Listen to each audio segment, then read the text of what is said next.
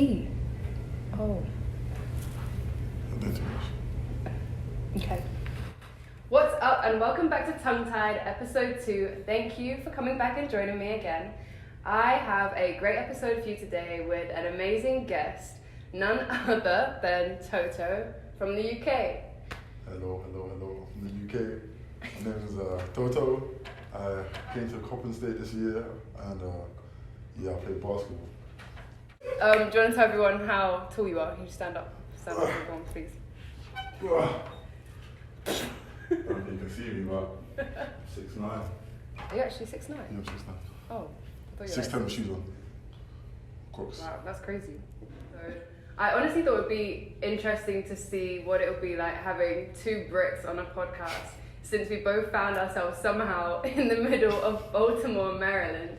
And I thought it would be cool just to hear Toto's opinion on things as well, and since we've both had interesting experiences in the collegiate pathway. Sure. First of all, why did you come to America? I came to America because growing up in the UK, like, America's like the dream. So, like, especially playing basketball, you hear America's the place you want to go to. That's where the NBA is. And like, you hear D1, you hear like that's where the best players play and everything. So like, coming to America, that's like always been one of my goals. Yeah. Did it live up to like expectations? Yeah, it's completely different from like the UK, like the standard of play as well. Like, it's so much more fast paced and serious, and like coaches are hard on you. Like, if you mess up your running, like, it's just, it's different. It's different for sure. Because basketball back home, right, as far as I know from when I was back there, it is not that big of a deal. Or at least it wasn't, but it's growing now, right? Yeah, it's growing now for sure, but these past years, like, it's been tough. Like, it's just been football, what do you call it? Soccer, football, cricket, rugby, maybe tennis, but like basketball is just like on the rise now. Like, it's great. It's great knowing that it's on the come up. So do you think that coming here was like the best decision for like your career? Like, yeah, absolutely. To be honest, like, I'll tell you a quick short story, but I was never meant to go to college in America. I graduated in the UK at Nottingham Trent, and after that, I didn't think I was going to go D1. I thought it was too late, everything.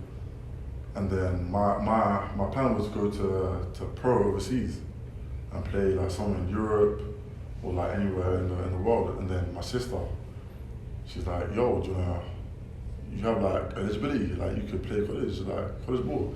I was like, oh, for real? So yeah, you might as well use it. I was like, oh, say that. So boom, I shout out my coach out here in New Jersey, and he helped me with finding some schools. I went to Morgan State last year, and then now I'm at Coppin State. Was that your first choice? Morgan State was not my first. Well, they're the first people who gave me like a chance, you feel me? Because I was just looking for the first school that offered me, really, because I had nothing, like I had no idea what was gonna happen, and I had no experience. So any D1 I was just excited for. So I was like, okay, cool. The big question on the cards is, because you've gone to 2 HBCUs, right? Yes, man. And you went to university in the UK, which is completely different to college here, completely different. So what would you say, because obviously I've never been to uni in the UK, I know of it through friends, but what would you say are like the key fundamental differences? Well, first of all, it's 3 years instead of 4 years out here. That's the first difference. Secondly, out here it's like you're equally like a student and an athlete, but out there you're like also like just a student. Yeah. The athlete's like part-time. Like, that's what I tell everyone. It's like extracurricular sport. Literally, I'm telling you, like, they don't really take it as seriously as out here. Like, out here is completely different. Also, colleges here are bigger, for sure. Like, there's just so much more space in America. Like, everything in America is just big. The roads are bigger, and there's so much more like land out here in America, for sure. So like, yeah, definitely. What about like culture-wise? What do you think? Because when I first came out to college, I thought like America and England were going to be super similar in culture, and then I got here and it was like a shock. I also did go to Alabama as well, so culturally it's very different to here. But what do you think, since you started in Maryland?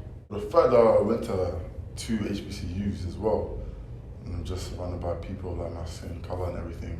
It was a big culture like difference. This is really like probably the first time I spent this much time around like black people these past 2 years, and like it's been a great experience for sure. Like I've seen how different black people like live their lives. So like the different backgrounds that black people are coming from, like you've got different African Americans where you don't have in the UK, and so seeing them and seeing the way that they grew up and their experiences in life really like inspired me as well. So that's a big culture change for sure, like just the amount of different backgrounds, even though we have the same skin color, like how many different backgrounds there are. Yeah. Do you not feel that in London though?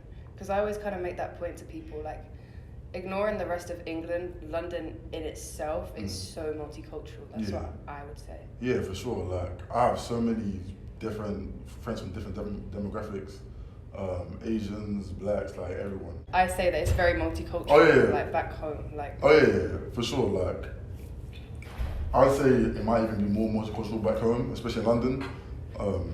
Obviously you have the immigrant stuff, so different people from different like areas and countries are all in like London, and because London's the main place, like the main hotspot in the UK, so there's a lot of cultural differences out there. America, like I've been to other states as well, like New York, New Jersey, and they have different cultures as well, different backgrounds. So like it's really interesting, very interesting.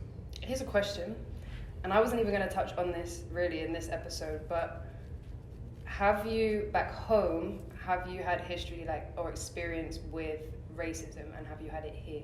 Do you think it's different? Absolutely.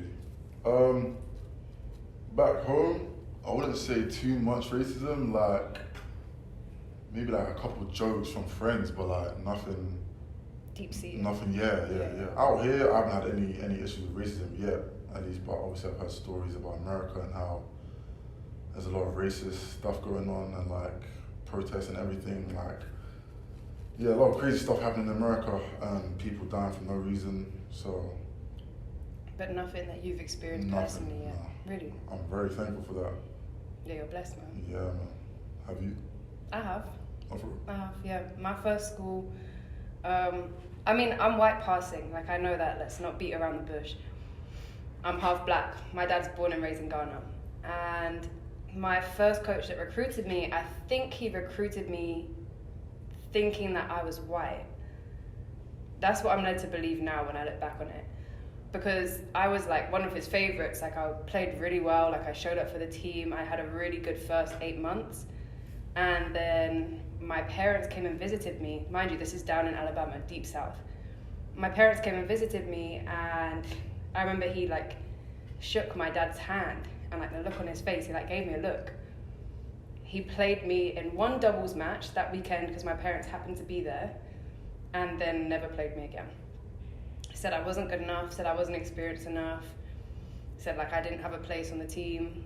And then, you know, as an 18-year-old who's never experienced that before, you don't think that that's what it is. But then we'd go on like coach rides to like Charleston and stuff, and I'd be in the front as a freshman. I was the youngest of the whole team, and I would have to be in control of the music. Lord forbid I stopped a song on like a Nicki Minaj song or a Drake song, he'd be like, oh, of course Indy knows the lyrics to this one. Or like, oh, of course, like Indy's gonna stop the song on this one. And it got to a point where my teammates would be like, Indy, stick up for yourself, like ask him why. And one day I snapped back, I was like, why'd you say that? He was like, oh, because your people like music like this. No way. Yeah, and I was like, I just went on mute for the rest of the journey. I was shocked. And all my teammates had my back, and they were like, Indy, like, that's not right, that can't run. Because I was so young and like just felt inferior at that time and powerless. And I'd never been in a situation like that before. So then just kind of added up that the reason that he wasn't playing me was because he had a racial preference. And I did what I thought was best, and I quit the team and left and transferred. Wow. Mm-hmm. Yeah. So that was your first time? Yeah, that was my first time of really experiencing it like firsthand. But within the first 2 weeks of getting to that school, mind you, it's a very predominantly like Republican private school, super religious school in the heart of Alabama. And in the caf at lunch, you have like 95% of the population, white Americans. Then you have like the 5% who's just the athletes, black athletes. And I would like bounce between 2 tables at lunch and like sit with these guys, sit with those guys. And I distinctly remember one of my teammates coming up to me and saying, "Why'd you sit with the blacks at lunch?" Oh. I was like, what? My jaw literally dropped. I was like, excuse me? She's like, "Why'd you sit with the blacks at lunch?" Mind you, the girl has a heart of gold. It was just purely ignorance. And I was like, I'm as much of them as I am you, and I don't see colour. I just sit with who I think is cool. She was like, "Yeah, well, that's going to get you in trouble." That was like my first 2 weeks. I was straight on the phone home. I was talking to my dad about it. Yeah. What the heck? Yeah. Yeah, it's crazy. That's crazy. Yeah, I don't think that could ever happen in like the UK. Like. That's what I'm saying. Yeah. Like I've never even felt the need to justify my race in the UK. It just is what it is. Like I don't even have to explain it. Yeah. But here it's everyone's like, "Oh, what are you?" Like blah blah blah. Like you're not black or blah blah. You can't be black or I've had people tell me, "Oh, that's not your real dad." Yeah. I've got used to it now. Yeah. So you're lucky to have not had any sort of instance of that. Really lucky. I pray I don't have one yet. I also have a feeling that that's probably because you're an HBCU as well. And if you'd gone to a PWI, you would have had a very different experience. That's probably true. I've never thought about that. You're in such a safe space. Yeah. People of my own skin colour. Yeah. Yeah, that's actually very true. Okay, what it sounds like you guys are saying, kind of, is that like the UK doesn't really have racism. Is that what you're saying? No, it does have racism, Right. but it just doesn't really, it's not overt in London. Yeah. You'll find it if you go and look for it, and yes, like if there are terrorist attacks, you'll feel like a bit of heightened tension, Yeah, blah, blah, blah, but the rest of England, like I won't speak for, because I would say that there is definitely racism present in London, for sure. For sure in England. I mean, my dad will still get followed around a shop if he's outside of London. He'll get followed and watched in a shop because people will think he's going to steal something. Oh yeah, many times it's happened to me. Like I'm just going for shopping, trying to get clothes, and then I grab the shopkeeper like down the aisle and he just giving me one side eye. I'm like, what's all this? Do you miss home? Because I know you don't get Christmas, right? I don't get Christmas. Do you get Christmas? Yeah, I get Christmas. How I long's get your like break? 3 weeks. 3 4 weeks? weeks, maybe 4. Do you go home? Yeah, of course. Wow, yeah, we don't get no breaks. Christmas in London is the best. It's the best, right? It's the best. It's the best. I'd say the first year at Morgan, I never thought I'd miss home because I always wanted to come to America, as I said before. But after like the first 4-5 months, I was like, hold on, I'm missing home. I'm missing my friends and family. Like, I'd be calling them every day, asking like, how you guys doing, blah, blah, blah, just checking up on them. I was like, oh wow, I'm really homesick. And obviously, like 8 months later, I was like, yo, I need to go home, blah, blah, blah. I was feeling to go home. But going home for summer holidays and then coming back in September, August, and being fresh on copping, like, I'm not really homesick right now. I don't miss home, but I feel like the feeling will get to me soon. Yeah. I'm like, damn, it's that time again. I'm missing home and everything. So like, right now I don't miss home, but I feel like it will come. Because it's new. This is new. Yeah, this is new. You're excited still. Yeah. I really love America for real. Like, it's just a different experience. Like, I agree. what's that? 20 years in the UK, 20 years, and like, out of nowhere, just come to a different country, different feeling, different atmosphere, and it's like, oh wow. 5-hour time difference. Don't get me started, man. It's tough. That's Don't tough. Get me started, man. That's tough. I was jet lagged for like, 2 weeks straight. Like, I was waking up at 4 a.m. The jet lag is no joke. No joke. I wake up at 4 a.m. I was just ready for the day, and then go to sleep at like 7 p.m., 8 p.m. What's one like candy or like chocolate item you miss from back home? Ooh. I'd have to say, I'd probably say Haribo's. Haribo's. Any in particular? Time fasting. You did say I that. did Yeah, say you did say that. Always time fasting. Those ones, they'll take you places, man. They save me many. Sound like an edible now. Take you places. To touch on a different subject that I think you'll find quite entertaining. How often do you find yourself getting stereotyped in America? All the time. Every day. Every day, right? Every day, yeah. Like, I find myself code switching all the time just so they can understand me more. Because I feel like if I speak on a normal accent, I have to repeat myself over and over again. Yes. But like, say for example, like I'm just talking and then someone will just want my accent, and I know they say a bottle of water. I'm like, I say bottle of water. I'm like, bro, I just say bottle of water. And they say it so terribly. You know what I'm saying? You know what I'm saying? I'm like, bro, like they're normal people, you know. And then it's everyone. Everyone wants to do the British accent. Yeah. I don't know what it is, and they all do it so badly. No offense, but it's like you'll introduce yourself to someone, and they immediately respond with a terrible British accent. Terrible. Or like someone asks, like, do we have Christmas in the UK? Someone asked me, do we have chocolate chip cookies in the UK?